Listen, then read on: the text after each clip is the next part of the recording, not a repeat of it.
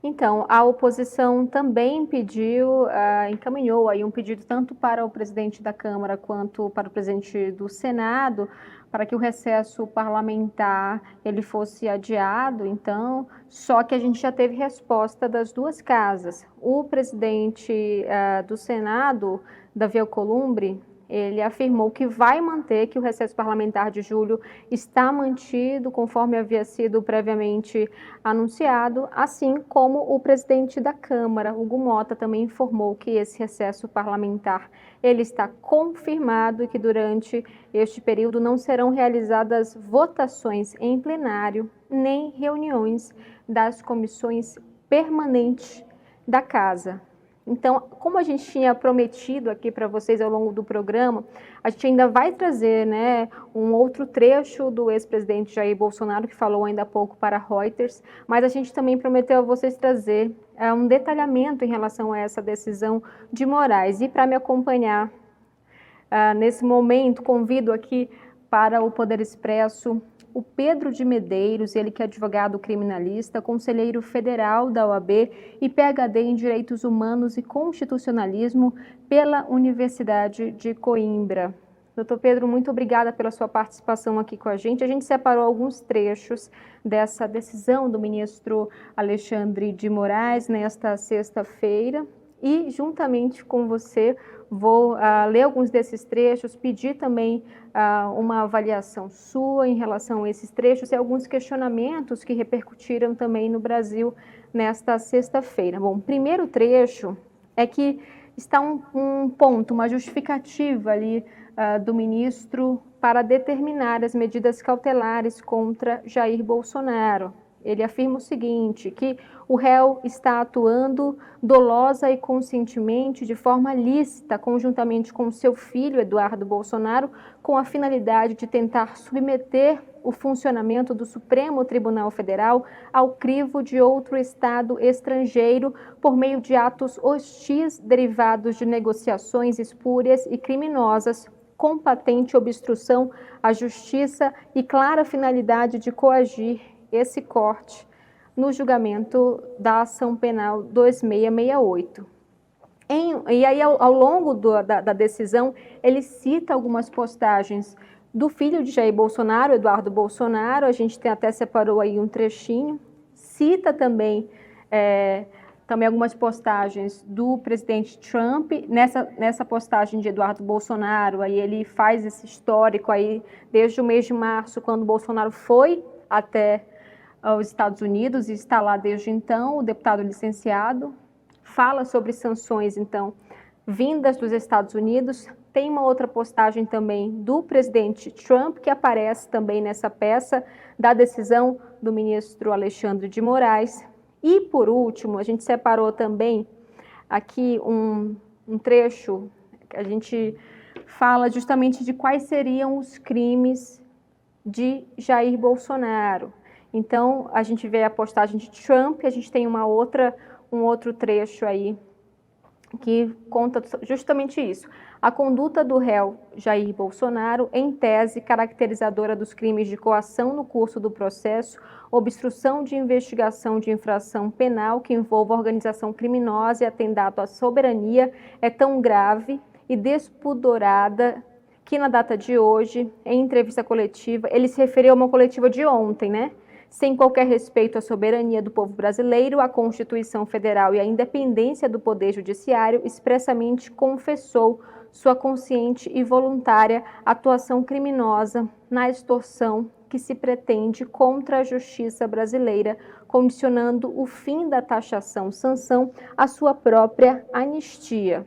Então temos aí, agora vou voltar aqui, né, com o doutor Pedro, a gente já trazendo então um pouco dessa peça, né, esse despacho do ministro Alexandre de Moraes e alguns questionamentos em relação a isso. O primeiro é que alguns disseram, mas essa decisão de Moraes se baseou tão somente ali em postagens de redes sociais, se não foi exagerada por causa das justificativas que se basearam nessas postagens. Quero lhe ouvir em relação, né, a essa justificativa. Alguns disseram que não seria constitucional. Quero lhe ouvir em relação, né, a essa peça, a esses motivos, né, que justificaram essa operação da Polícia Federal nesta sexta-feira. Muito boa tarde e obrigada pela participação no Poder Expresso.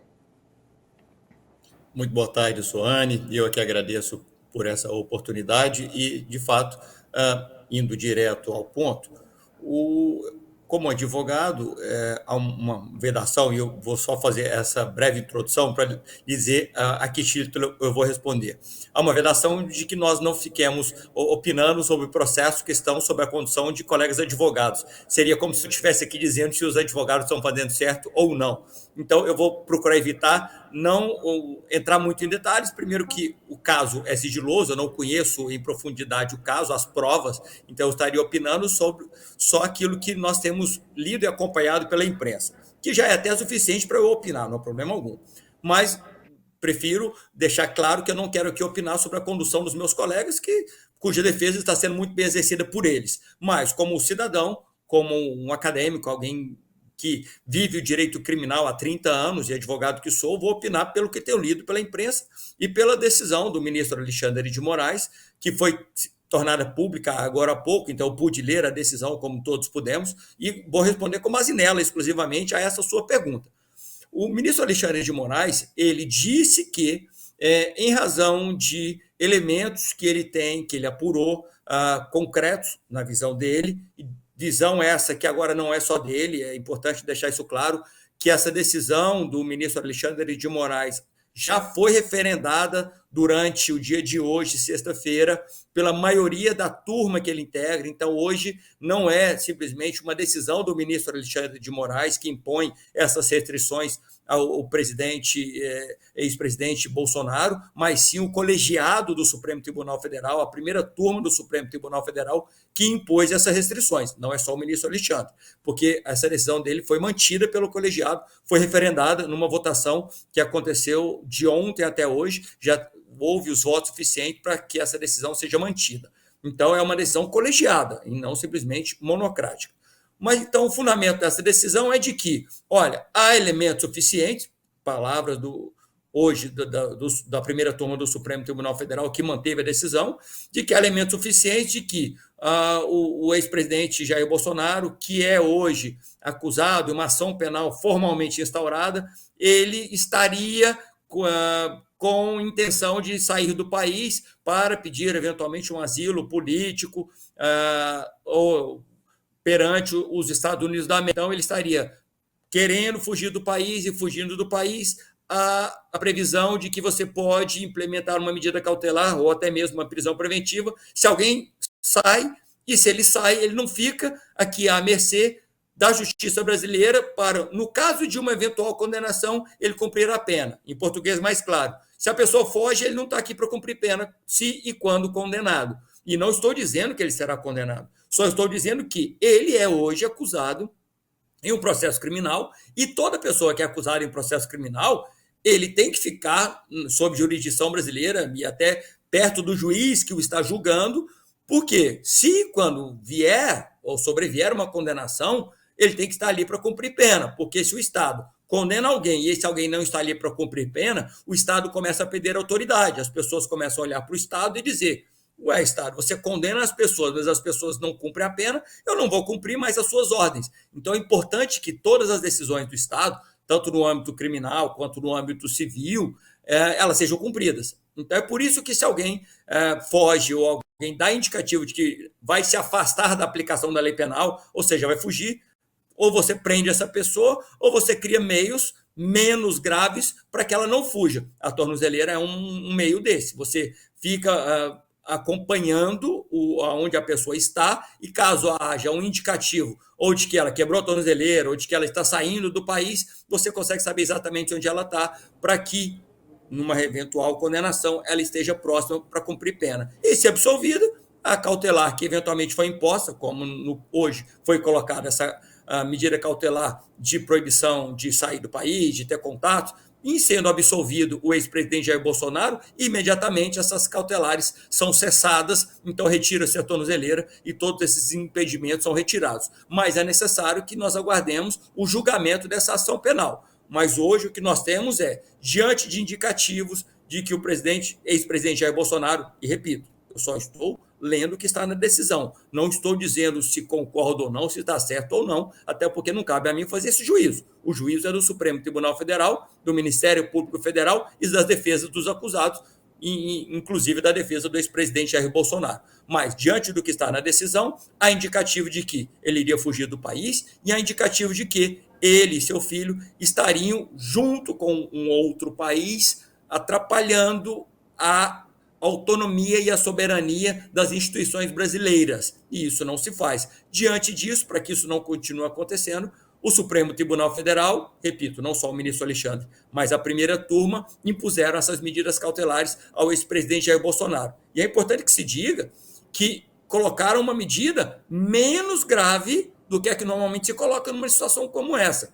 Por muito menos, pessoas que têm um risco de fuga, elas são presas preventivamente. Eu tenho vários clientes em várias situações em que o juiz, ou o desembargador, ou o ministro acreditavam que o meu cliente iria fugir, ou do país, ou da cidade, ou do estado, e mandaram prendê-los preventivamente para aguardar o julgamento final. Nem tornozeleira foi suficiente. No caso concreto, não houve a prisão. E que bom, porque a prisão só deve ser utilizada em último caso.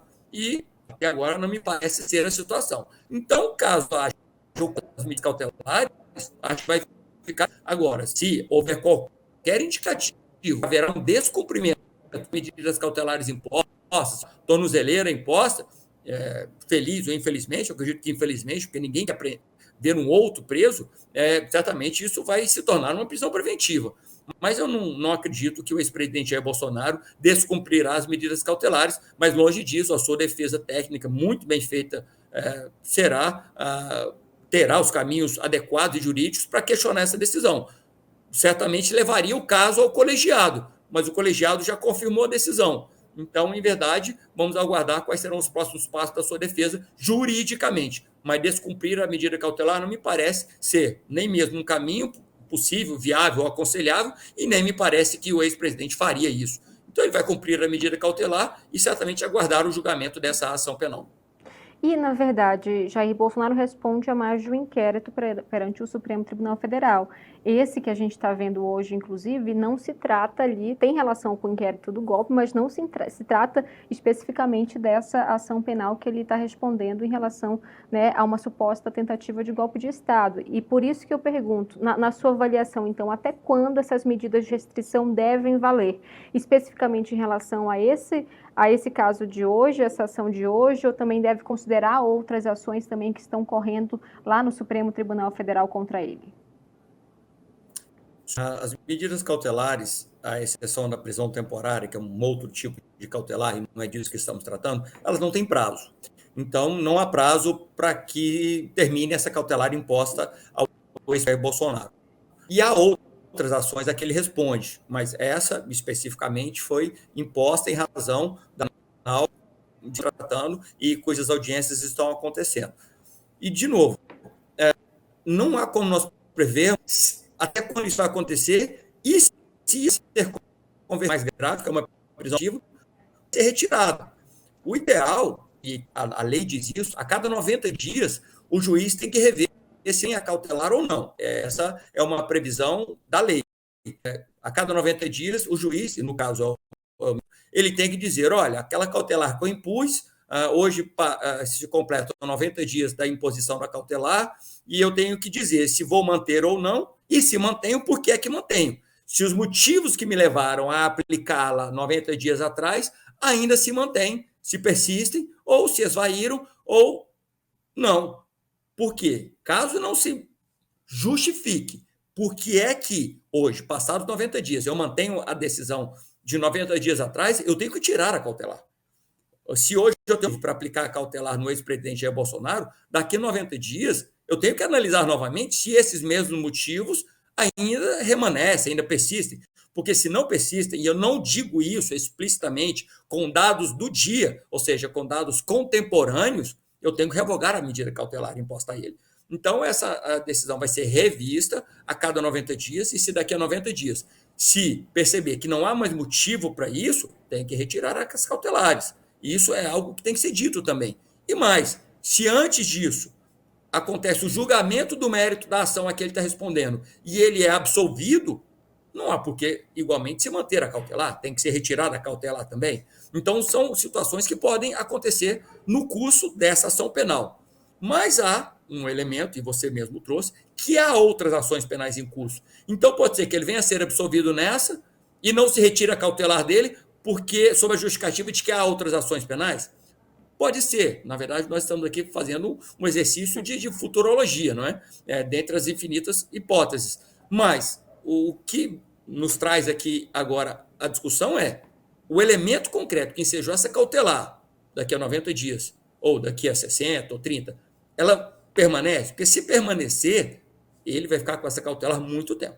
Ainda que seja absolvido dessa acusação, e se houver outras ainda pendentes, pode ser que se mantenha a cautelar, caso se mantenha a justificativa que implementou essa cautelar hoje, que é, ele vai fugir, ele está junto com outro país, atrapalhando as instituições, ou tentando violar a soberania brasileira, insuflando um descumprimento de ordem do judiciário, de um poder brasileiro. Sim, se ele continua fazendo isso daqui a 90, 120, 180 dias, vai ser mantida a cautelar. Se isso não permanece, não há reiteração, não há qualquer elemento concreto de que ele continua fazendo isso, e de novo, eu não estou dizendo nem que ele fez, eu estou lendo de acordo, só estou me referindo de acordo com a decisão do Supremo Tribunal Federal, eu não estou fazendo aqui juízo de valor. Então, se daqui a 90, 60, 180 dias se diz, não há mais esses elementos concretos, que a ira cautelar não pode ser mantido. Só mais uma última questão, doutor Pedro, em relação, ponto 1, duas questões em uma mesma questão, vamos dizer assim, se é possível que esse caso vá para o pleno, não fique só ali na primeira turma. Eu acabei de checar que continua até esse momento só os votos de Flávio Dino e Cristiano Zanin seguindo o relator, Alexandre de Moraes, ainda faltam os votos de Luiz Fux e Carmen Lúcia, mas se isso existe a possibilidade disso ir para o pleno do Supremo e se existe a possibilidade também, por exemplo, do filho de Jair Bolsonaro, Eduardo Bolsonaro, que está no exterior, de alguma medida cautelar ser imputada a ele mesmo estando no exterior, como seria essa situação?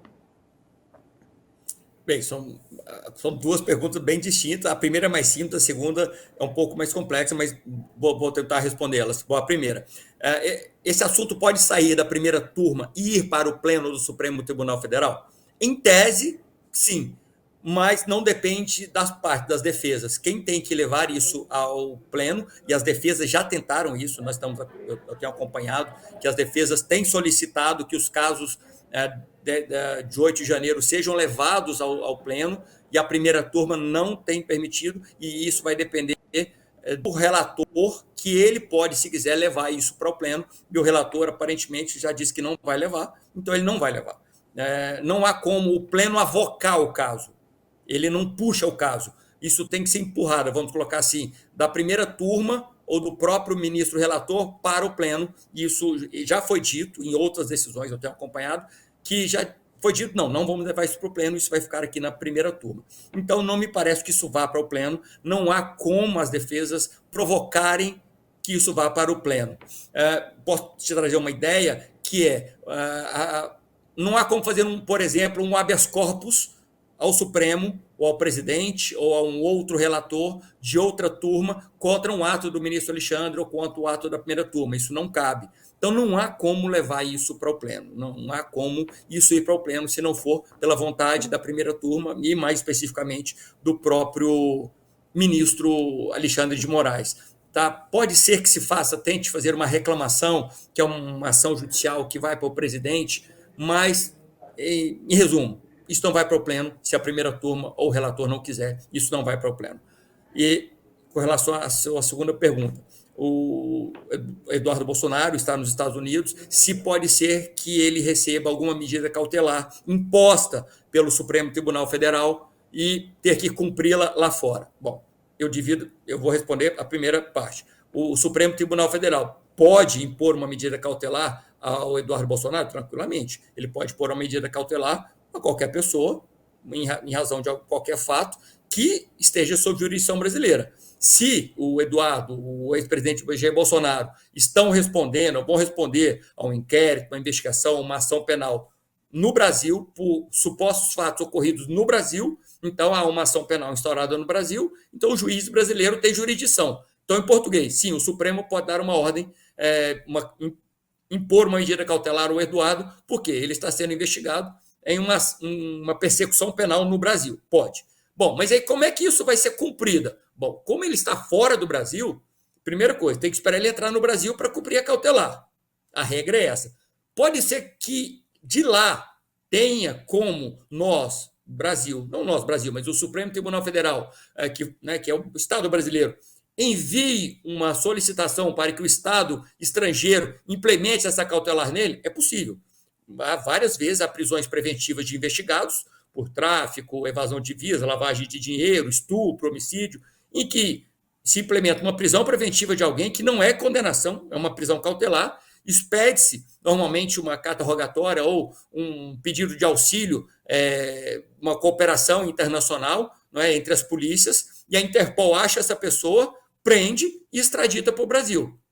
Então, se, eu estou respondendo em tese, caso haja uma cautelar imposta ao Eduardo, se comunica aos Estados Unidos da América em cooperação e pede para que a Interpol lá cumpra a medida cautelar, se for prisão, seja qual for, e se for o caso, extradite para o Brasil, e chegando no Brasil, ele vai cumprir a cautelar. Estou respondendo em tese. Agora, pelo que temos visto, eu não vejo que os Estados Unidos da América, na remota hipótese de receber uma determinação ou um pedido de cooperação vinda do Supremo Tribunal Federal, eventualmente impondo uma medida cautelar ao Eduardo Bolsonaro, que vai cumprir. Ou seja, ainda que o Supremo imponha uma medida cautelar ao Eduardo e mande para os Estados Unidos não vão cumprir por tudo que nós já temos visto. E repito, eu estou respondendo isso tudo em tese, porque eu não conheço os autos, não sou advogado dos autos e evito opinar sobre casos que estão sobre uma excelente condução de colegas advogados. Pedro de Medeiros, advogado criminalista, conselheiro federal da OAB, muito obrigada pela sua participação aqui no Poder Expresso, pelos esclarecimentos. Uma ótima sexta-feira a você. Muito obrigado, eu que agradeço pela oportunidade. Tenham todos uma excelente tarde. SBT News, o maior canal de notícias do YouTube.